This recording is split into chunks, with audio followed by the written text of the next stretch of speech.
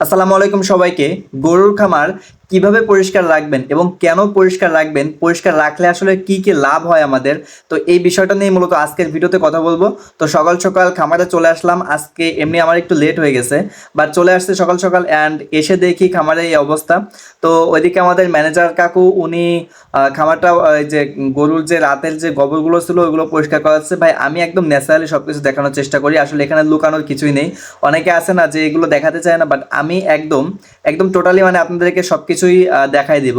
তো আজকে মূলত ওই যে আমাদের যে নান্দাগুলো রয়েছে, এগুলো আমাদের স্থানীয় ভাষায় নান্দা বলে, যে গোল গোল যেগুলো দেখতে পাচ্ছেন, তো এইগুলো মেনলি আজকে পরিষ্কার করব। এগুলো প্রতি সপ্তাহে আমাদের একদিন করে পরিষ্কার করতে হয়, তা না হলে অনেক সময় দেখা যায় যে গরুর খাবারের কারণে এগুলো অনেক বেশি ময়লা হয়ে যায়, বা কি বলে ওটাকে স্যাদলা বলে, তো ওইটার কারণে দেখা যায় যে গরু খেতে চায় না বা ওইটার ভিতরে গন্ধ হয়ে যায়। তো এই জিনিসটাই মূলত আজকে আমরা পরিষ্কার করব। এটা প্রতি সপ্তাহেই আমরা করে থাকি।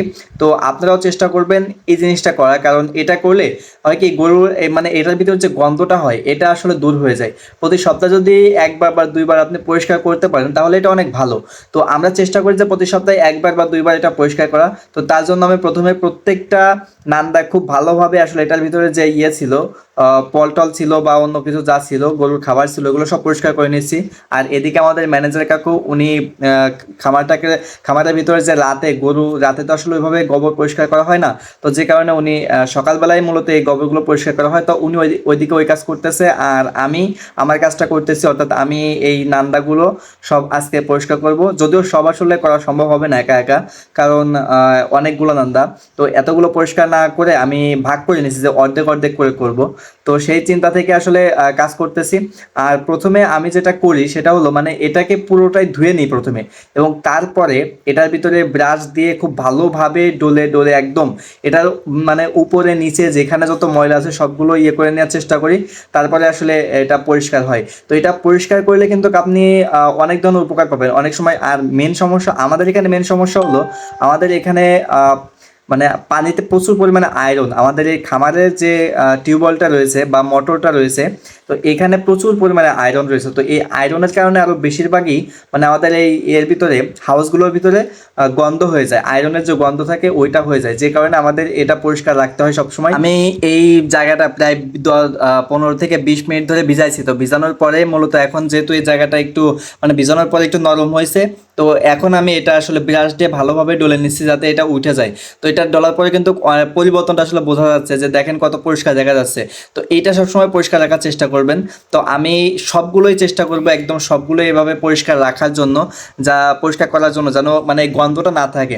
তো এটার কারণে অনেক সময় গরুর খাওয়ার রুচিটা কমে যায়, মানে এই গন্ধটার কারণে খাওয়ার রুচিটাই কমে যায় মেনলি। তো এটা কিন্তু একটা বড় সমস্যা হয় পরবর্তীতে, এবং অনেক সময় দেখা যায় যে অনেক রোগ জীবাণু এখান থেকে তৈরি হয়। তো সেই কারণে মূলত এটা আমাদের পরিষ্কার করতে হয়। তো আমি এটা খুব ভালোভাবে পরিষ্কার করে নিচ্ছি, এবং সেই সাথে কিন্তু পুরো খামারটাকে পরিষ্কার করে নিব।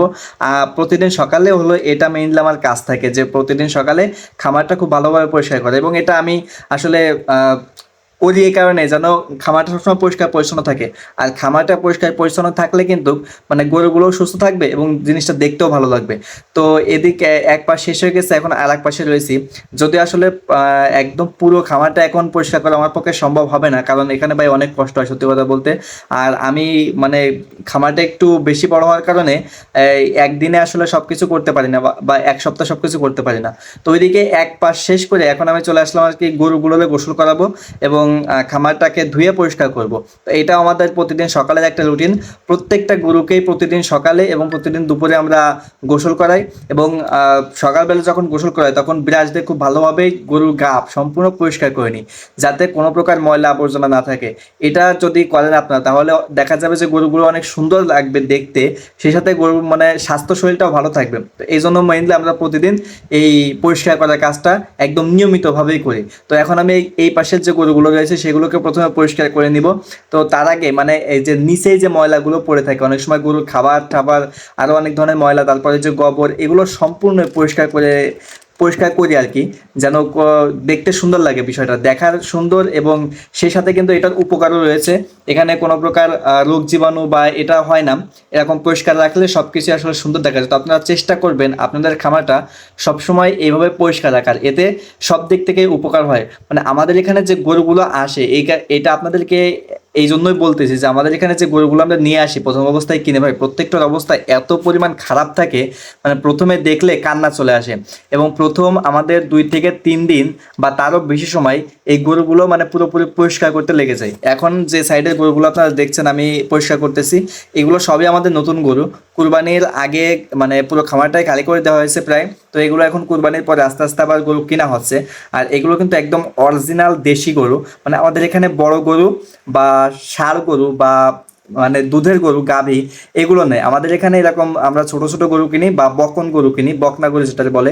তো ওইটা কিনি আমরা, ছোট ছোট গরু বা চিকন চাকান দেখে কিনি। এরপরে আমরা 2 মাস বা 2 মাসের একটু বেশি সময় ধরে এক একটা প্রজেক্ট নিই এবং তারপরে এগুলোরে ন্যাচারালি মোটা তাজা করার চেষ্টা করি যতটুকু সম্ভব হয়। কৃত্রিম উপায়ে আসলে কিছু করা হয় না, বা এটা করা ঠিকও না, এটা আপনারা করবেনও না। এটাতে আসলে দেখা যায় যে আপনি সাময়িকভাবে লাভ করতেছেন, কিন্তু একটা সময় গিয়ে কিন্তু এটার খেসারত আপনাকে দিতে হবে। সেজন্য আমরা চেষ্টা করি একদম মানে ন্যাচারাল উপায়ে এই জিনিসটা করার। তো আমাদের ওই পাশে কিন্তু পরিষ্কার করা অলরেডি হয়ে গেছে আপনাদের সাথে কথা বলতে বলতে। এখন এই দিকটা পরিষ্কার করলে মোটামুটি পরিষ্কারের কাজ শেষ।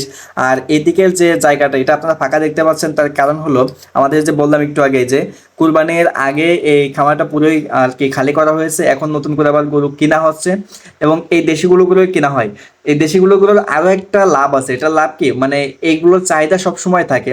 বাট অন্যান্য যে গরুগুলো রয়েছে যেমন ষাঁড় গরু, এগুলো চাহিদা আসলে সবসময় ওইভাবে থাকে না। আমাদের এগুলো সবসময় চাহিদা থাকে, কারণ আমরা এগুলো মূলত বেশি হলো গোষ্ঠ হিসেব করে কসাইদের কাছে, যে মানে খায়া দেয় মোটা বানায় একটু ওজন বাড়ায় দেন আমরা এগুলো সেল করে দিই। তো এখান থেকে আসলে আমাদের আহামরি খুব বেশি লাভ হয় না, মানে বড় গরু থাকলে আসলে বড় লাভ হয়, বাট আমাদের এখান থেকে ওই রকম পরিমাণ লাভ হয় না, আবার ক্ষতিও হয় না। বড় গরু থাকলে কিন্তু আপনার লসের সংখ্যাটাও বেশি। আমাদের বা এত টাকা পয়সা নেই যে আমরা এত মানে লস টস করবো, যে কারণে আমরা এই ছোটো ছোটো গরুগুলো কিনি এবং মাস শেষে অল্প কিছু টাকা দেখা যায় যে আমাদের থাকে সব কিছু হিসাব নিকাশ করে।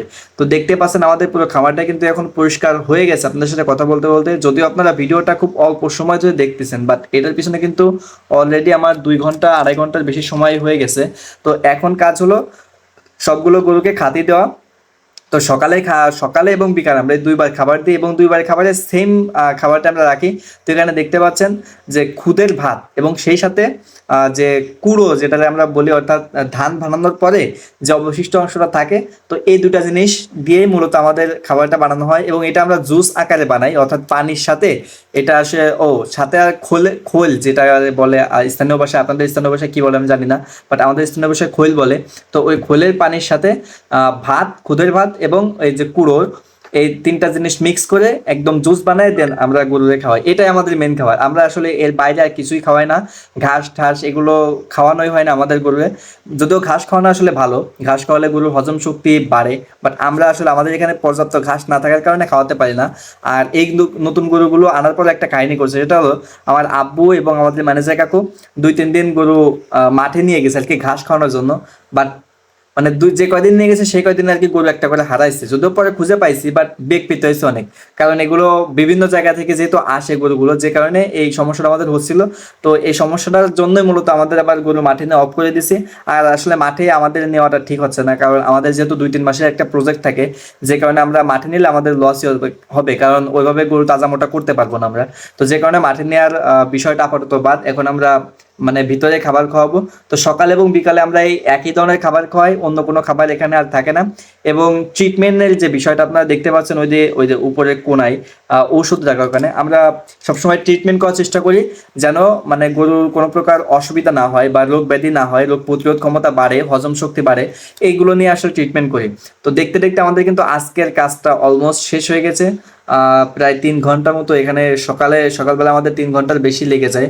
এবং এরপরে আমাদের দুপুরবেলা আর একবার সময় থাকে যখন আসলে আমরা গরুর গোসল করাই, এবং এরপর বিকালের দিকে ওই আসরের আজানের দিকে আমরা গরুর খাবার দিয়ে দেন আমাদের কাজটা মোটামুটি শেষ করি। তো আজকের ভিডিওতে আপনাদেরকে দেখালাম সকালবেলা আসলে আমরা কি কি কাজ করি এবং কিভাবে গরু পরিষ্কার রাখি। পরিষ্কার আপনাদেরকে রাখতে হবে গরু, এটার বিকল্প আসলে কিছুই নেই। খামার এবং গরু দুটা পরিষ্কার রাখতে হবে।